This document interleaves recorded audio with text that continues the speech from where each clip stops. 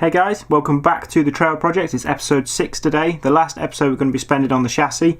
The next couple of episodes are going to be the body and actually spraying that up and getting it all assembled.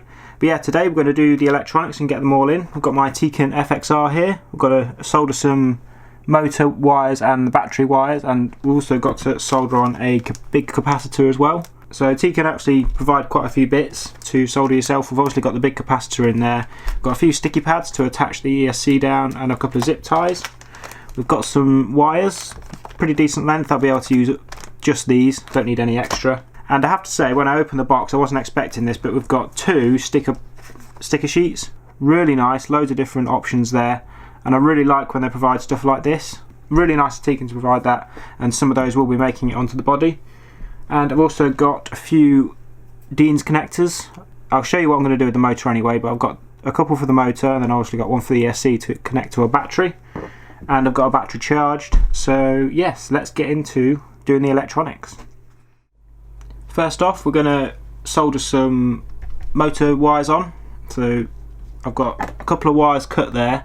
They look a bit short because I'm going to be doing the motor wires to a Dean's connection, and then that Dean's connection is going to connect to the ESC, just so if the motor dies I can quickly swap out another motor. You'll see it later on, but it's sort of a fairly simple and easy thing to do. We've got some heat shrink here, you're going to need that. Flux is a good idea. So this stuff, you coat it on to whatever you're going to be soldering, and it just helps clean the surface and lets the solder flow a bit easier. So it's good to have that around. And we've also got a big roll of solder here as well. So I'm very pushed for space on this desk. I haven't got a lot of room, so I don't know how much I'm going to be able to film. But if you want me to do a special episode on soldering, let me know, and I'll solder something different. I'm just going to, first process, going to tin these ends, put a good coating of solder onto there, and onto the battery connection, and onto the motor as well. But yeah, this is going to be a bit of a long process, but I'm looking forward to actually having this SCX10 running. So like I said before, tinning is a very easy process, or just coating whatever you're going to be soldering in a layer of solder. So I've got the flux here. I'm just going to put a bit of flux on those contact points. You don't need a lot, just need a little bit. It just helps clean the surface and let the solder flow a bit easier, and just makes soldering easier in general. So I've got 2 sides there. Now it doesn't matter which way you wire a motor, you can just reverse it on the radio and it will swap round.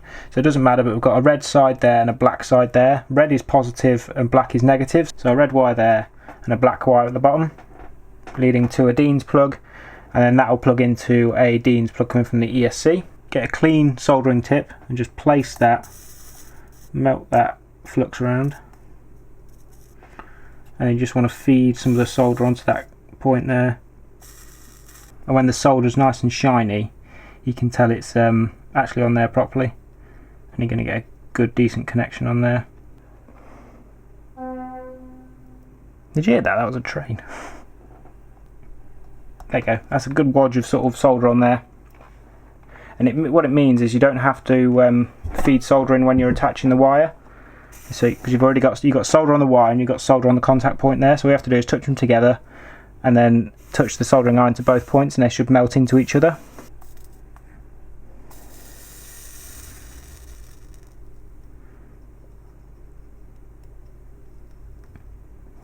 And that's the first step done. It's the same process with the wires. So I've already got a tiny bit of flux on there. I'm going to heat that end of the wire up, and then just feed some solder onto there.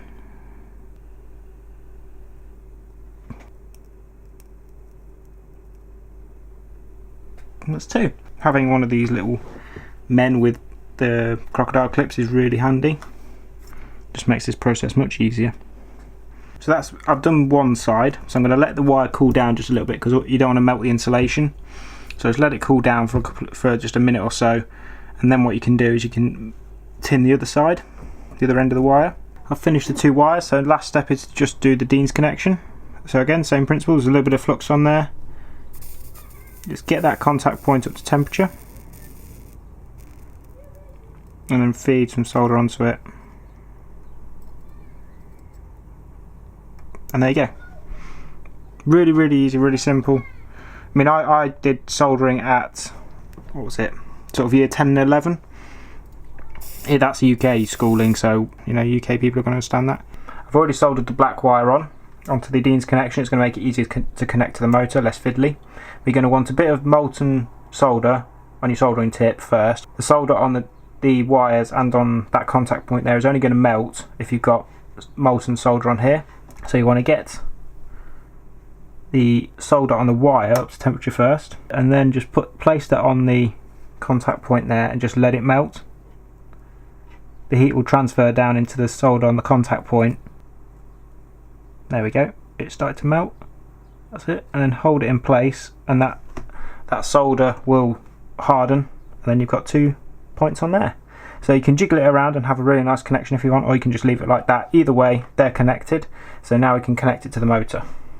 Before you do anything else, before you connect these wires to anything, make sure you put your heat shrink on, because if you solder this end up, you won't be able to get it on. You'll have to unsolder that, put some on, and then resolder it again. So it's just a big pain. And what you can either use the soldering iron to to shrink the heat shrink, or you can use a lighter. I tend to find that a lighter is the bit better method, because you can just hold it right above the flame, not in the flame. But if you hold it right above, it will shrink down nicely. Because if you hold it in the flame, you end up burning the connections. But there you go. Just hold it just above the flame. The heat is enough to shrink that down. But that's some really nice connections there. Excellent. So we're going to do this end now.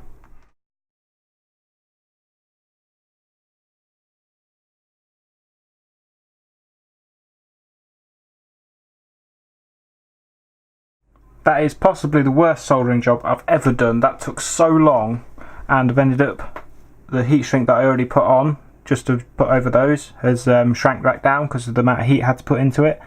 So what I'm going to do is I'm going to put some plaster dip round those soldering points there just to cover them up. But it's done now. That's all attached up. So that's a sort of hot swap motor. So if that breaks, I can just unplug it, take it off, put a new one in with the Dean's connection, and I can plug it straight in. So it works like that. Next step is to solder the capacitor and the motor connections and battery connections for the ESC. Like I mentioned at the start, the ESC comes with a capacitor. This has to be installed, otherwise it will cause damage to the ESC. So it's upside down, and I've bent the wires in such a way that these rest, because the posts have a little slit in them. So I've bent the wires down so that sits at the bottom of that slit there, and that has to go on and be soldered in. So I'm not going to film this because it's far too small to be filming, and I really want to concentrate because I don't want to end up breaking this ESC. As you know, it's quite expensive, so it's understandable. That coloured in part shows which part is negative, and it is important which way around that goes. And there's also different post lengths. So the smaller one is the negative, the bigger one is the positive, and that corresponds to the battery the battery polarity as well. So yeah, not going to film this. I want to get this right, and I don't want to break the ESC. Skipping many steps ahead, the ESC is all soldered, ready to go. So I've got the motor and battery wires all soldered in, and I've also soldered on the big capacitor. I've also bound the receiver, so that's all done.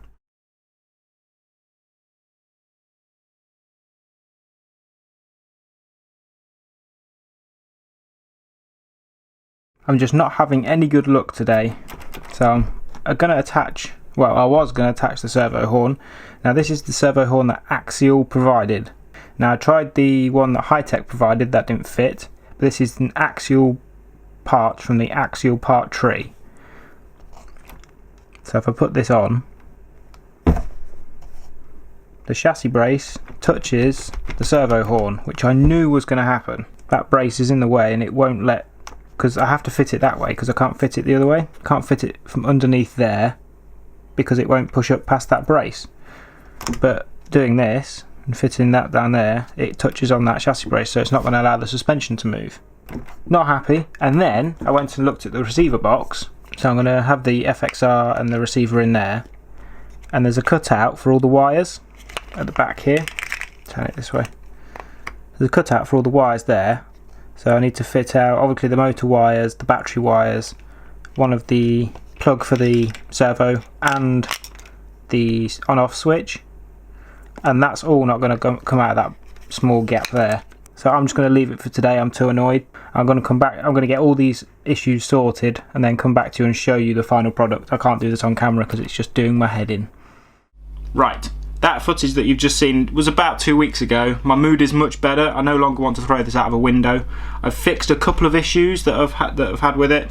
Firstly, receiver box, I've dremeled out a big hole so the wires actually come out properly, and taken off the antenna tube because I don't really use them anyway. I don't want an antenna sticking up, it looks stupid. So yeah, I've dremeled out that so the wires should come out now, so we're going to mount that back in as well as the battery tray, and we're going to put the electronics in here and get them all squared away. I have also dremeled out this front brace here that was blocking the servo from going up and down with the servo horn on, so I've taken quite a lot of plastic off of there just so there's clearance for the servo horn. The servo horn does clear that brace now, which is nice, and it does when the servo horn is turned one way or the other, it does clear that way as well, made sure. But what I found is that when you actually cycle the suspension on full compression, the actual chassis rail touches that steering link before it actually bottoms out the suspension, which is a real pain, but I'm gonna have to deal with it. I can't do anything about it. Once we get the chassis mounted servo set up in, that problem won't be there anymore. So yeah, I've just got to live with it for now. I'll run it a couple of times and then just go straight to that chassis mounted servo setup. It's going to be much better and it's going to have less problems with it. I'll get all this other stuff, get the front end back together, and then we'll talk about the drive shafts. I have also covered up my terrible soldering on the motor with a bit of plastic dip and some electrical tape, just so it looks a bit better. But yeah, so I'm going to get the front end back together, and then we're going to need to talk about drive shafts. It's very, very important. That is everything attached at the front. Got the front bumper on, got the servo all in there with the servo horn, so that's all working. Got the receiver box in. I had to shove everything in there. I'm not going to open it up, it's a mess in there. And I'm not mad keen on the ESC being in there with sort of no circulation. So I'm going to see what happens and see how hot it gets in there, and then I'll probably just mount the ESC somewhere else. A crawler like this isn't going to generate a lot of heat anyway. But yeah, still not mad keen on it, so I am probably going to mount it on here somewhere on the actual sidebars. Just get a plate made up and put it on there, and just mount the receiver and the ESC on there, just because I'm not mad keen on that receiver box there. So, but yeah, it's all plugged in, all works, it's all fine. Now we need to talk drive shafts.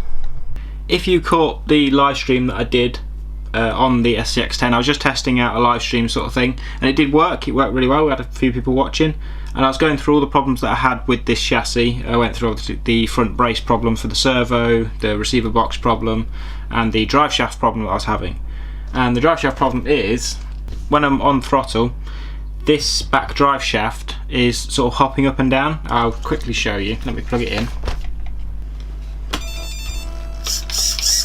The steering's working fine. If we go on throttle, you can see, so the front's smooth, but the back, let me swap that around. If we go to the back, this is the rear axle. It's hopping around a lot. You can see it shaking around and it's hopping and skipping all over the place. Now I was very concerned. I thought that was something inside there. I thought it was the actual diff inside there was warped and it was catching, because when I was spinning that freely there was a little bit of sort of binding in there, but that seems to have freed itself. I've taken the drive shaft off and span it and it's really free in there, so obviously the grease has got around and it's all seated itself properly. So yeah, that's a lot of axle hop to have. And in the live stream I did mention a couple of things. I thought it was the drive shaft angle. I took the shocks off, lowered these axles right down and span it, and it didn't shake as much. It still shaked a little bit, but it didn't shake as much. So I assumed that it was drive shaft angle. A couple of people in the comments mentioned to grease these actual joints here, the universal joints. To grease those, put a bit of grease in there, that'll free them up. But I've actually found out what the real issue was. I went onto YouTube and just typed in Axial SCX10 axle hop, axle skip, axle problems, and it came up with the video. I'll post the link down below, and probably I might post it around here somewhere, to the actual video mentioning this problem. And the problem is really easy. It was in the instructions and it's something that I've missed and something I called Axial out on, and you know, I'm sorry, I didn't see this in the instructions. To me it wasn't very clear in the instructions anyway. It could have actually come out with sort of a better description of what the problem was. But this is where you assemble the drive shafts, just there. So you've got these little tabs on the drive shafts at either end, and they're meant to align, but you've also got the pins there as well. So the pins that attach the universal joints together, big sort of the steel pin, they're meant to align with those tabs as well. So what I assumed is I put the drive shaft together and those tabs are just meant to align, but the pins are also meant to align to those tabs, and when obviously they're aligned and you align the tabs, those pins are at the same orientation on the drive shaft. It could have done with a little description at the bottom explaining that, because I wasn't too sure what these were. I just thought these were end points or something like that, which is marking the end of the drive shaft. I didn't realise that they were pins. So yes, the front one is fine. I'm going to take the drive shafts off and show you, but yeah, the front one's fine, it's just the rear one I'm having problems with. So I'm going to take the drive shafts off and I'm going to show you why it's hopping and skipping like that. Right, so drive shafts out. This is the front drive shaft, so that connects the transmission to the front axle. How well you're going to see this I don't know. Okay, so you can see the tabs there. Tiny little aligning tabs that are on both sides of the drive shaft. Where's that one? Just there. See that tab there? And you can also see the pin in there. This is the main pin that runs through. They are meant to align to those tabs, which that one does. So you can see it's in line with that tab and on the other side. So that one's fine, as is this one. You can see there's one tab, there's one pin, there's one tab where there's the other pin. So when you align those tabs together like that, the pins are in the same place. So you can see one pin there and one pin there. So those pins are in the same orientation on the drive shaft. However, the rear, which one? That one there, again, tab and the pin are in the same place. I'm trying to get this in the light to show you. There you go. Tab and pin are in the same place, but this one, there's the tab, but the pin is opposing it. And that's where the problem is. That's the issue that we're having there. So what I'm going to do is I'm going to take this end off and flip it 90 degrees, and then that pin should align with those tabs. And after that I'll install them into the axle and we'll see if the hop still occurs. Okay, so drive shaft's in. Let's see if this works. Now remember, the front was fine, so I don't need to worry about the front, but I'm just going to double check anyway. Going to do its beeps. So there we go. Front's still smooth. That's like wobbling is just the tyre, don't need to worry about that. Yeah. Front, smooth, it's fine. Completely smooth. Full throttle, fine. Yeah, so we are good. No more drive shaft axle problems, which is good. I apologise to Axial. I blamed you for that problem and it was completely my fault. I completely misread, didn't understand the instructions. So yeah, my fault, sorry about that. But yeah, just make sure those pins and those tabs are aligned, so when you align the tabs on the drive shaft, put it together, everything's going to be good. So that is the chassis done. At last, finally all complete, ready to go. All done for this episode. Thank you very much for watching. I apologise that I was a bit angry in the previous set of videos. Once something goes wrong I just get really angry and frustrated, and yeah, it just got me down all these problems that I was having, and pretty much still having with that front sort of articulation problem. It's actually touching the steering link, but what are you going to do? You know, I've got the option to do a chassis mounted servo. If I do that, then the battery's going to have to change position, and I'll get rid of the receiver box and have all the electronics on the side, mount the battery probably crossways across the chassis like that, and have the servo at the front. I don't know what I'm going to do yet, but that's the general idea. A few issues that I'm having with it, but I just want to get it running as a stock vehicle and then start doing a few changes. But overall it's pretty good, pretty happy with it. All that's left to do is the body. I'll be doing the cage and the little scale detail bits first, and then it will be actually spraying the body. But that's it for this episode of the Trail Project. Thank you very much for watching and sticking through it. If you want to check out the Facebook and Twitter pages, links are down below in the description box, and I shall see you next time on RC Projects. Bye.